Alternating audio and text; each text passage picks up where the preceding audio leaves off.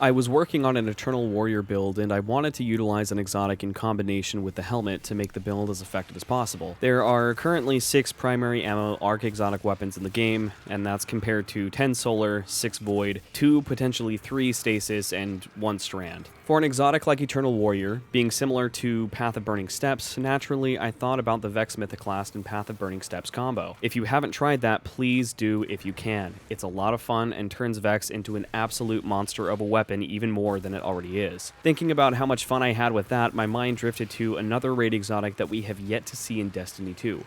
Necrochasm. For those of you who didn't play the original Destiny, Necrochasm was the raid exotic tied to the Crota's End raid from the Dark Below.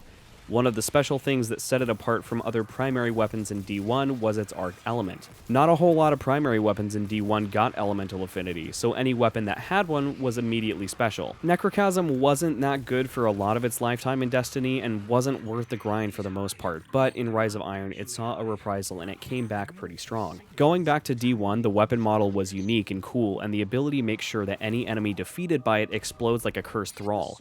Nowadays that sounds like it just had Dragonfly or Incandescent, but back then it was one of the only weapons that could achieve this effect. Combine that with the fire rate of an SMG when SMGs didn't exist, and you have a really cool weapon that I still love dearly. Given the reintroduction of Outbreak Perfected, Vex Mythoclast, and Touch of Malice, you have Necrochasm enjoyers feeling a little left out when it comes to enjoying a refresh of their favorite gun in Destiny 2, seeing that it's the only raid exotic from D1 that hasn't made a reappearance. Given all of this information, it begs the question, when will we see Necrochasm in Destiny 2? There are a few answers to that question that we can talk about with the information we have right now. The first, and admittedly the most depressing, is that we may never see Necrochasm in Destiny 2. There are a lot of exotic weapons that have simply been lost to time, and there is kind of an ongoing discussion within the community regarding recycled and reintroduced content. With that, it may be a controversial decision to bring the weapon back given the community's response to recycled weapon models. I personally see this as a completely different area of discussion, as remastered raids have been a part of the content cycle for the past 2 to 3 years, and that brings me to my second potential answer. We could see Necrochasm within the next 3 to 4 months as of making this video. We're right around the corner from another remastered raid being reintroduced to us as a community. What that raid will be, however, is a completely different but related topic.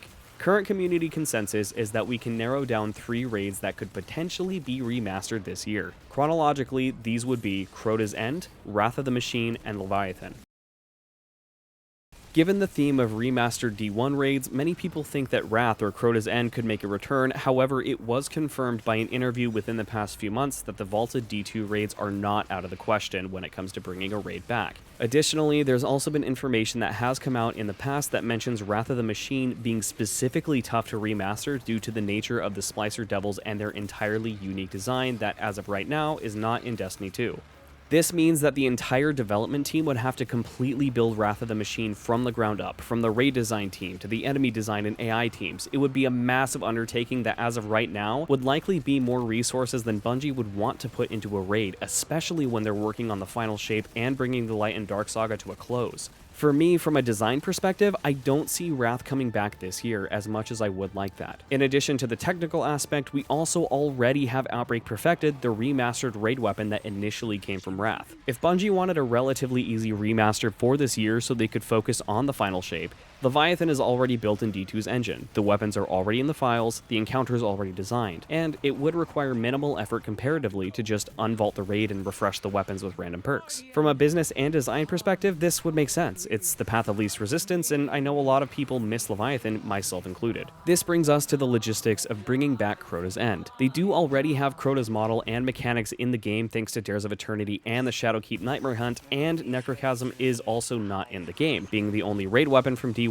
that we have yet to be able to acquire. We can still get Legend of Acreus from the Monument to Lost Lights, so if Bungie wanted to go off of exotic acquisition alone, then it would make sense to prioritize Crota's End. It's easier than completely remaking Wrath, and old enough that newer players would find the experience new and interesting, in addition to Destiny veterans getting a nostalgia kick and potentially logging onto D2 for the first time in a while in order to experience the reimagined raid. The third answer to the question is a little more obscure. A secret mission like 0 Hour or The Whisper might be a good way to reintroduce it. Like I said, this is a little more out there, but given that Outbreak was reintroduced this way, I could see Bungie implementing it if they either don't intend to bring Crota's End to D2, or if they want to give players the opportunity to get the weapon while giving giving themselves the flexibility to bring back a different raid. I've seen a lot of different ideas for how they may rework the exotic to fit the sandbox in D2, and one of my favorites would be the addition of a weapon charge system similar to Vex Mythoclast or Touch of Malice that, when fully charged and activated, would load a few rounds of Hive Boomer shots into your magazine. There seems to be a theme with the reintroduced raid weapons with that alternate reload mechanic, so it would make sense given the Hive look and theme of the exotic. Alternatively, they could opt to give the weapon the strand element and lean into the Weapon of Sorrow identity of the gun, something along the lines of being able to drop a poison cloud or shoot soulfire rounds or something like that. They could keep its original perk with any kill from the weapon activating a Cursed Thrall explosion, and I would prefer this as long as they add some extra functionality that sets it apart from its original appearance in D1. There's a lot of different ways they could go with it. Since the weapon is one of the legendary weapons of sorrow, making the weapon stand out among the crowd of exotic primaries wouldn't exactly be difficult. Whatever they do, I personally hope it retains its arc element, since I want to potentially build around it with the Eternal Warrior build I was working on earlier. Given the 3 potential answers to our question presented today, I personally think the second is the most likely, and I'm going to go on record and predict this year's raid remaster will be Crota's End, and that we will see Necrochasm come to Destiny 2 next season. In the coming weeks, I'm sure we'll discover if I was right or wrong, but I sincerely hope I'm right. I want to be reunited with my Necrochasm. It would go so well with all the Hive-themed fashion we've got recently. With that, think about what I said and leave your thoughts in the comments section below. I'd love to discuss what you guys think will happen this year in regards to the raid remaster. Make sure to hit that like button if you enjoyed the discussion today, and subscribe if you want to see more Destiny 2 content from me in the future. Thank you all for watching. Take care of yourselves, Guardians.